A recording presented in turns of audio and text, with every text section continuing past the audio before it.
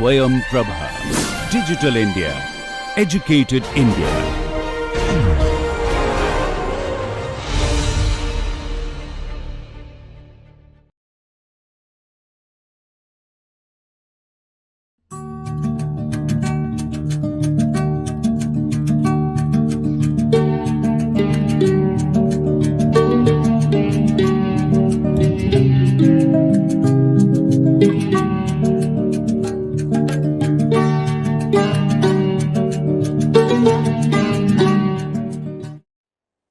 Hello, Namaste.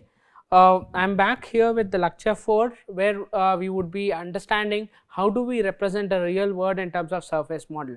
I was speaking about different surface models that are existent. We'll look at what are different types of surface model and how will we actually define this. So, there are various ways, various definitions of the surface model. We'll look at each of the surface model in this particular lecture. Why this is extremely important is that, for example, when if you are trying to model any land surfaces, the first thing that you have to generate is a surface model. So, that is how you understand how you what is a kind of earth surface you have. Okay. So, any kind of analysis, any kind of GIS analysis, the first thing you generate is a surface model. So, let us look at different surface model, and in this in today's class I would be defining what do you mean by a surface representation. Then we would look at what is a digital terrain model, what is a digital surface model and a digital elevation model. How do you actually generate this? Then you have a grid model. So, we will look at all of these things in this particular class. So, let us go into every one of these and understand different ways of representation. The first thing is surface representation. When I say surface is not represented only by an x and y dimension. Okay. Why? Because when you have x and y dimension, it is just a planimetric location, but surface should always involve a z location, which means a z dimension which is actually giving a height, elevation and magnitude. So, in addition to the xy coordinates. So, if you have only xy, then it becomes planimetric and extremely difficult to represent a surface. Okay. So, when you are looking at a digital representation of any terrain surface, it is called a digital terrain model, okay, or very frequently called as DTMs or digital elevation model. Okay. So, digital elevation model comprises various arrangements of individual points. Okay, please understand this. Digital elevation model comprises various arrangements of individual points in x, y and z coordinates. So, if it is only xy, then it is planimetric, whereas if you have z coordinate, then it becomes a surface, okay, because it is giving height, elevation or a magnitude. Then a terrain models are computed by linking heights as an attribute to each points. Okay. Always remember this, this is extremely important when people are trying to represent a surface. So, they do not understand that we have x1, x, y and z. We normally, what students do is that you take a image, you just try to represent a DM and say this is a DM. So, you do not understand what do you mean by an xy and how you represent a z. So, you have different tools, you just develop it, but always remember it always has a third dimension, and representing a third dimension is extremely important when you are doing any surface analysis. Okay. So, when you say a digital terrain model, okay, the model which is able to take only one z value. So, it can have number of z values at a point of time, but there is, if it can take only one z value, it is termed as a 2.5 dimensional model and is oftenly called as a digital terrain model. Okay. Please understand, a model which is able to take only one z value, that's what is called, that is what is the crux, one z value, it is called a 2.5D model. Okay. See, for example, you have x, y and one z, then it is called a 2.5D model. Here when you look at this one surface, it is like this. Okay. When you are representing this particular region, you have x and y along with it. You know what is the geographical location of this place, and then you have a z value, that is the height of this place. Okay, you have only one value at that point, then it is called a 2.5D model. Okay. Now, if there is elevation, that is the integral part of any model. See, you have one elevation, you have second elevation, you have third elevation in the same region. So, number of values of x of z, z1, z2, z3. So, this is along with the xy pair is called a 3D model. Okay, normally referred to as digital elevation model. If you have a 2.5D model, then it is a digital terrain model, whereas you have a 3D model, it is normally referred to as an digital elevation model. When to give you an example of digital terrain models describe the terrain numerically in the form of x, y and z coordinates, and you have only one z coordinate. For if it is a graphic representation, can be either in the form of a grid or even a profile. Okay, that is how a digital terrain model is represented. This is an image that is sourced from Acrometrics. So, you can, this is a digital terrain model of the earth's surface. You can see that terrain, how this terrain is divided. You can see where there is actually slope and where there is an high terrain in this particular image. And there is another notion called as surface, digital surface model.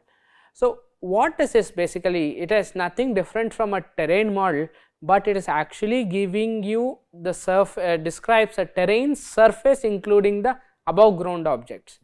So, for example, let us say someone wants to understand what is the height of a building. So, the first thing you develop is a DTM. You define a digital terrain model, okay, then add surface information to it. Okay.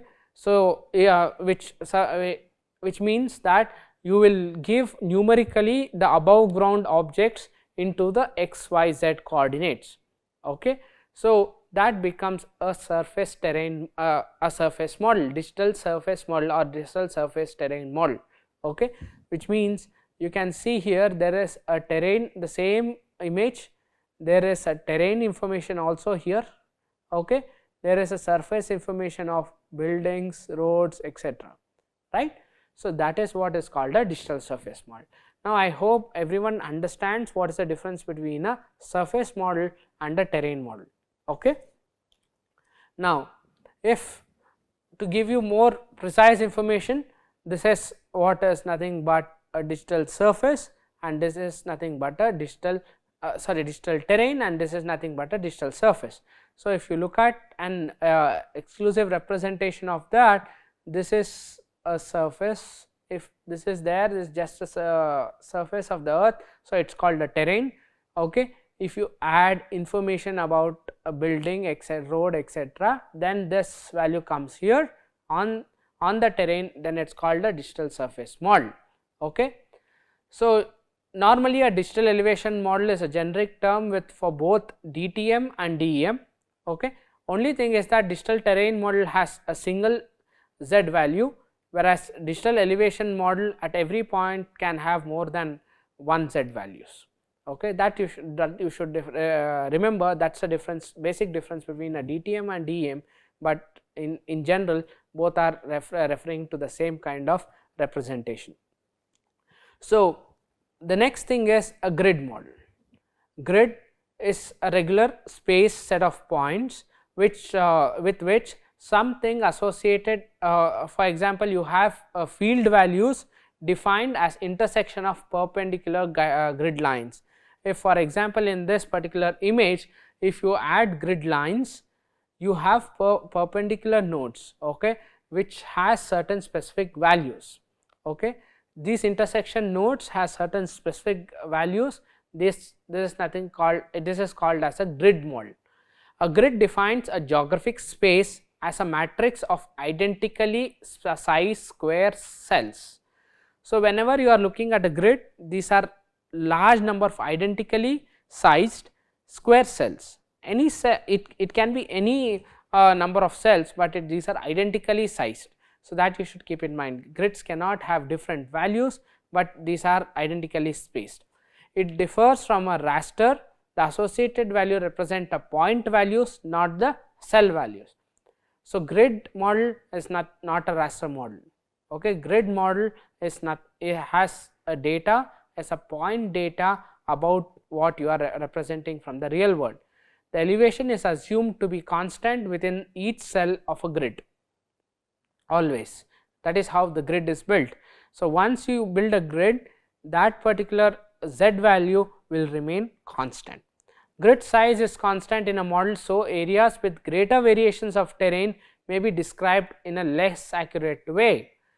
Otherwise, you will not be able to exactly say what kind of differentiation is this.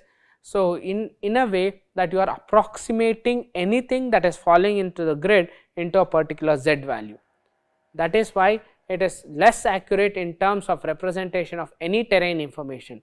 Always grid model is avoided in terms of representing any terrain values, any z values, if you are trying to represent any different quantities. But the main concern here is to understand how a terrain model can be used, how a surface model can be used. So, let me go back to the terrain model and the surface model here. Because when I normally speak to students, they assume that the terrain model and the surface model they have understood, but please understand it is not so easy to really get into a terrain model or a surface model. You have the generation of terrain model and surface model is extremely difficult in terms of extraction of the z values. So, I would suggest if anyone who is learning this particular subject, if you want to generate a DEM or a DTM and also the surface model, do not just go into a software and put in your data and generate whatever the output is there and say I already have a DEM or a DSM. But please understand, you need to have values from the ground which accurately measures, not whatever the DEM you generated from the satellite data have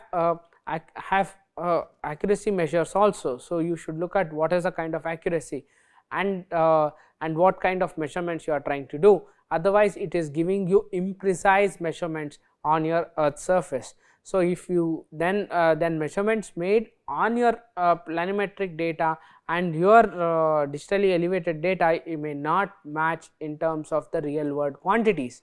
So, please keep in mind that you have to look at what is the error associated with generating a DEM or a DSM and then verify it on the ground to correct it, how you can correct it to the real world scenario, without which it is going to fail in a larger context.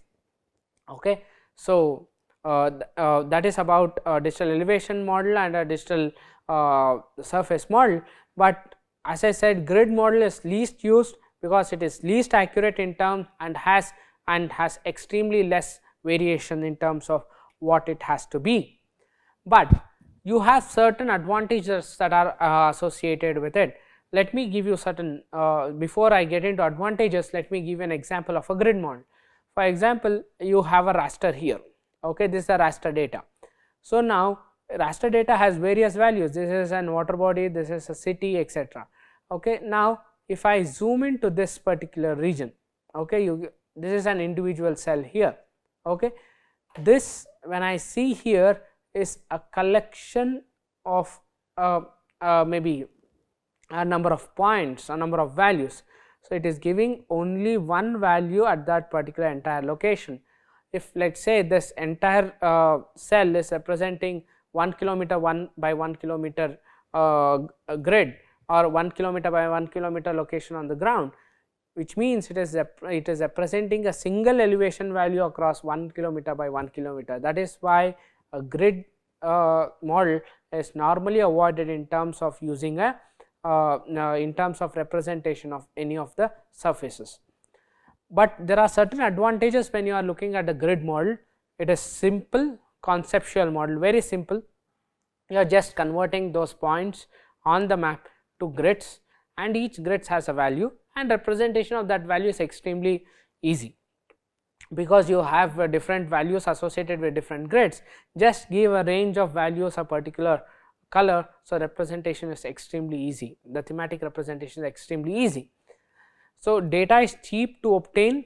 Yeah, this the kind of data that you need is extremely cheap to obtain and cheap to generate, easy to generate, okay, easy to relate to other raster data. So once you have a grid, it is easier to relate any raster data with can be easily associated with it. Then irregularly spaced set of points can be converted to regular spaces just by interpolations. Using an interpolation technique, any kind of interpolation technique, you can convert into the equally spaced or regular spaced values. So that is what about the grid model. Okay. So but when we look at disadvantages, this does not conform to variability on terrain. I have explained how the variability of terrain cannot be captured using a grid model. Then linear features is not well represented, or it is hardly represented in a grid model. The grid model is more suitable for describing random variations in the terrain, while the systematic linear structures can be easily disappear or be deformed. So I have shown you how do you convert a vector to a raster, and when a road is represented in a raster, it is quite deformed in terms of representation. You do not understand what kind of representation it is. So that is why the grid model is extremely disadvantageous in terms of usage. So this is about the grid model. So when you look at the entire chapter here, we spoke about the surface representation. How do we represent a surface? We looked at the digital terrain model. You have a one z value that defines a digital terrain model. When you have a surface related to it, so you add features on the surface to it, then it becomes a digital surface model. Then you have, when we looked at how a digital elevation model is useful, number of z coordinates encoded. Then you have a grid model, which is actually giving you gridded values of the same space. So if you have elevation values in the grid, so it gives only single elevation values for the entire grid. So it is extremely disadvantageous.